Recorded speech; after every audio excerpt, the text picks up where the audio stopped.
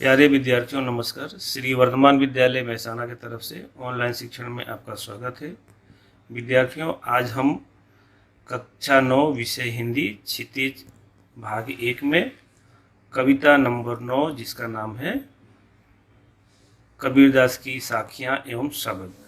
विद्यार्थियों, इसके पहले हमने साखियों के भावार्थ और शब्द के भावार्थ जो हमने समझ लिए हैं, पढ़ लिए हैं और मुझे पूरा विश्वास है कि आपको पूरा समझ में आ गया होगा। तो विद्यार्थियों, आज के इस भाग में हम इसमें जितने भी प्रश्न उत्तर हैं उस प्रश्न उत्तर का जो है हम यहाँ पर लिखित में जवाब बता रहे हैं। आप सबको जो देखना है और अपने नोटबुक में इसको लिखना है। तो सबसे पहले प्रश्न 1, मानसरोवर से कवि का क्या अभिप्राय है? तो इसका उत्तर है मानसरोवर से कवि का अभिप्राय हृदय रूपी तालाब से है जो हमारे मन में स्थित है। दूसरा प्रश्न है कवि ने सच्चे प्रेमी की क्या कसौटी बताई है? इसका उत्तर है कवि के अनुसार सच्चे प्रेमी की कसौटी यह है कि उससे मिलने पर मन की सारी मलिनता नष्ट हो जाती है, पाप धुल जाते हैं और सद्भावनाएं जागृत हो जाती हैं। तो विद्यार्थियों, ये हुआ प्रश्न 2 का उत्तर। अब जो है प्रश्न 3 का उत्तर देखते हैं। तीसरे दोहे में कवि ने किस प्रकार के ज्ञान को महत्व दिया है? तो तीसरे दोहे में कवि ने अनुभव से प्राप्त ज्ञान को महत्व दिया है। अब प्रश्न 4, इस संसार में सच्चा संत कौन कहलाता है? इस संसार में सच्चा संत वह है जो सांप्रदायिक भेदभाव, तर्क वितर्क और वैर विरोध के झगड़े में न पड़कर निश्चल भाव से प्रभु की भक्ति में लीन रहता है, वही सच्चा संत है। ये हो गया प्रश्न 4 का उत्तर। अब जो है प्रश्न 5, अंतिम दोहे के माध्यम से कबीर ने किस तरह की संकीर्णता की ओर संकेत किया है?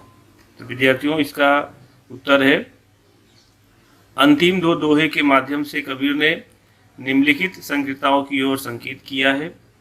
पहला है अपने अपने मन को श्रेष्ठ मानने की संकीर्णता और दूसरे के धर्म की निंदा करने की संकीर्णता। ये हो गया एक मुद्दा।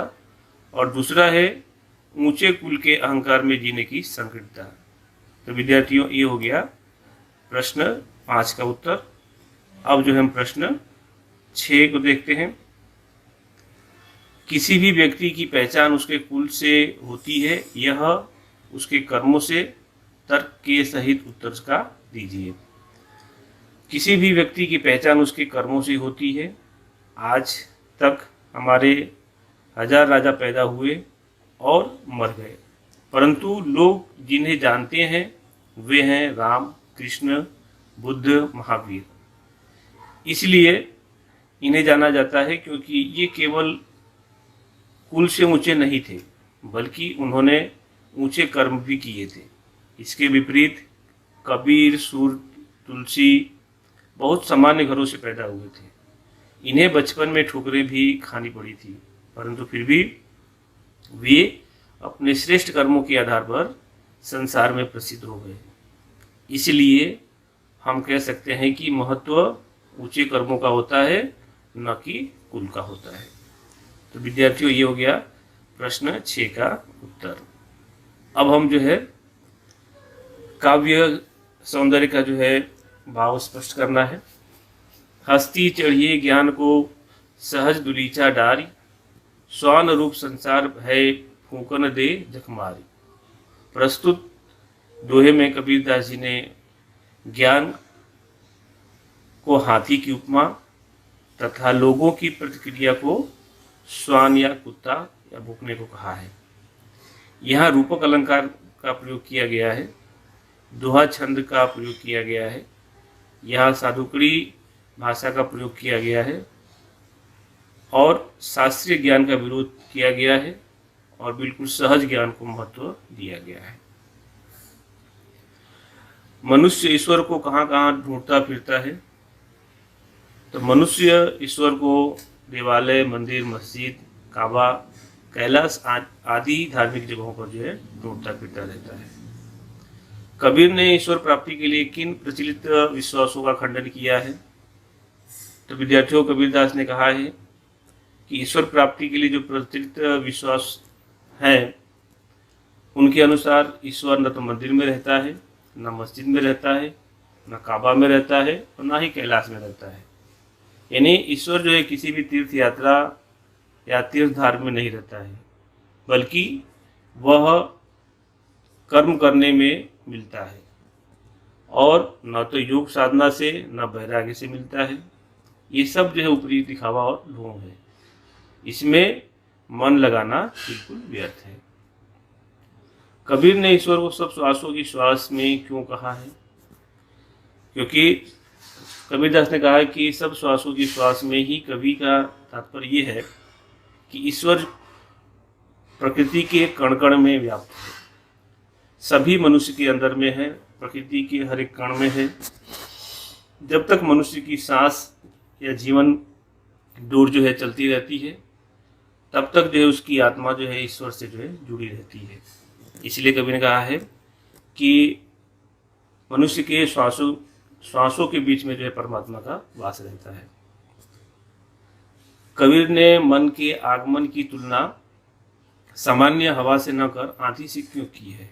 क्योंकि कबीरदास ने कहा है कि ज्ञान के आगमन की तुलना सामान्य हवा से न करके उन्होंने आंधी से किया है, क्योंकि सामान्य हवा में स्थिति परिवर्तन की क्षमता नहीं होती है, परंतु हवा तीव्र गति से आंधी के रूप में जब चलती है तो स्थिति बदल जाती है। आंधी में वो क्षमता होती है कि वो सब कुछ उड़ा सके। ज्ञान में भी प्रबल शक्ति होती है, जिससे वह मनुष्य के अंदर व्याप्त अंधकार, अज्ञानता, वो तमाम चीज़ें क्या हो जाती हैं? दूर हो जाती हैं। ज्ञान की आदि का भक्त के जीवन पर क्या प्रभाव पड़ता है? विद्यार्थियों, कबीरदास जी ने कहा है कि जब ज्ञान की आंधी जब चलती है तो मनुष्य के जीवन में अमूल परिवर्तन आता है, बहुत प्रभाव पड़ता है, क्योंकि उसके मन के जो सारी शंकाएं होती हैं, जो सारा अंधकार होता है, अज्ञानता होता है, वो सारी अज्ञानता का जो है नाश हो जाता है। वह मोह के सांसारिक बंधनों से मुक्त हो जाता है, मन पवित्र हो जाता है, निश्चल हो जाता है और प्रभु की भक्ति में लीन हो जाता है। तो विद्यार्थियों, ये हुआ प्रश्नों का उत्तर। अब जो है भाव स्पष्ट करना है, तो चलिए देखते हैं। पहला है, हिति चिति की दय धुनी गिरानी मोह बलिंदा टूटा। अर्थात कबीरदास जी यहाँ कहते हैं कि मनुष्य के मन बड़े प्रभाव के फलस्वरूप मनुष्य के अंदर जो स्वार्थ है, जो स्वार्थ रूपी खंभा है, जो पिलर है, और जो मोह रूपी जो बल्ली है, वो सब जो है क्या हो जाती है? गिर जाती है। इससे क्या होता है कि जो कामना रूपी जो छप्पर होता है, छप्पर जो है गिर जाता है और सारी बुराइयां नष्ट हो जाती हैं और मन जो बिल्कुल साफ हो जाता है। दूसरे में कहा गया है कि आंधी पीछे जो जल भूठा प्रेम हरिजन भीना। अर्थात कबीरदास जी कहते हैं कि ज्ञान रूपी आंधी के पश्चात भक्ति रूपी जल की जब वर्षा होती है तो प्रेम के हरी भरी सब भक्त जो है भीग जाते हैं। अर्थात जब ज्ञान की प्राप्ति होती है तो जब मन में शुद्धता आती है, जो पवित्रता आती है, उससे जो है मन जो है अत्यंत प्रफुल्लित और प्रसन्नचित हो जाता है। तो विद्यार्थियों, ये हो गया उसका भाव स्पष्ट। संकलित साखियों और पदों के आधार पर कबीर के धार्मिक और सांप्रदायिक सद्भाव संबंधी विचारों पर प्रकाश डालिए।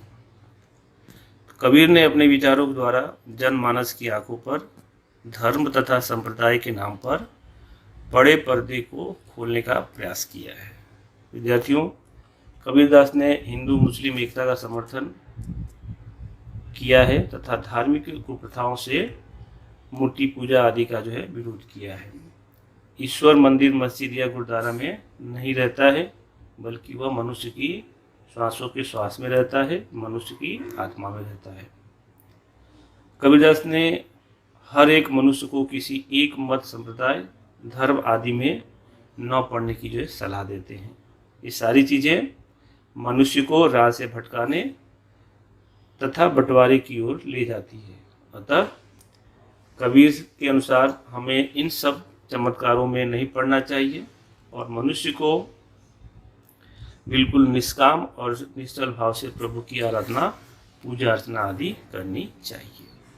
तो विद्यार्थियों, ये हो गया इसका भावार्थ, उसका उत्तर। अब ये सभी जो है उत्तर आपको अपने नोटबुक में लिखने हैं। तो ये होता है यहाँ पर भाग 2 पूरा। धन्यवाद बेटा।